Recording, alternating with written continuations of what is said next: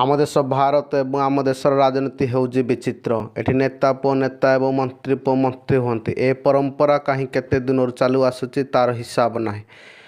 ଆମେ କଥା ହେବା 1947 ମସିହା ଅର୍ଥାତ୍ ଆମ ଦେଶ ସ୍ୱାଧୀନ ହେବା ପରଠାରୁ।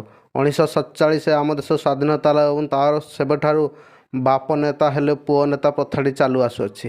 ଯଦି ଆମେ ଜାଣିବା ଭାରତର ସର୍ବୋଚ୍ଚ ପଦ ପ୍ରଧାନମନ୍ତ୍ରୀ ପଦ, ତାହେଲେ ସ୍ୱାଧୀନ ଭାରତର ପ୍ରଥମ ପ୍ରଧାନମନ୍ତ୍ରୀ ଶ୍ରୀଯୁକ୍ତ ଜବାହରଲାଲ ନେହେରୁଙ୍କ ପରେ ତାଙ୍କ ଝିଅ ଇନ୍ଦିରା ଗାନ୍ଧୀ ଦେଶର ପ୍ରଧାନମନ୍ତ୍ରୀ ହୋଇଥିଲେ। ଇନ୍ଦିରା ଗାନ୍ଧୀଙ୍କ ପରେ ତାଙ୍କ ପୁଅ ରାଜୀବ ଗାନ୍ଧୀ ମଧ୍ୟ ଦେଶର ପ୍ରଧାନମନ୍ତ୍ରୀ ପଦ ପାଇଥିଲେ।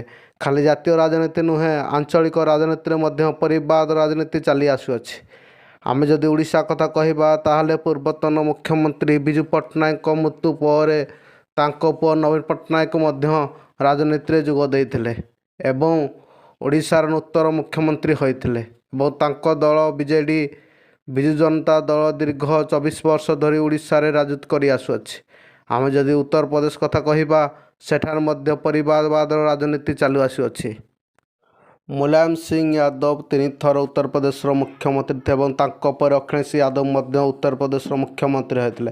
ଆମେ ଯଦି ବିହାର କଥା କହିବା, ସେଠି ମଧ୍ୟ ପରିବାରବାଦ ରାଜନୀତି ଦେଖାଯାଏ। ଲାଲୁ ପ୍ରସାଦ ଯାଦବ ମଧ୍ୟ 2 ଥର ବିହାରର ମୁଖ୍ୟମନ୍ତ୍ରୀ ହୋଇଥିଲେ ଏବଂ ତାଙ୍କ ପରେ ତାଙ୍କ ପୁଅ ମଧ୍ୟ ତେଜସ୍ୱୀ ଯାଦବ ବିହାରର ମୁଖ୍ୟମନ୍ତ୍ରୀ ହୋଇଥିଲେ। ଏମିତି ଆହୁରି ନେତା ମଧ୍ୟ ଅଛନ୍ତି ଯିଏ ବାପ ପରେ ତାଙ୍କ ସିଟ୍ ଅକ୍ତିଆର କରିଛନ୍ତି।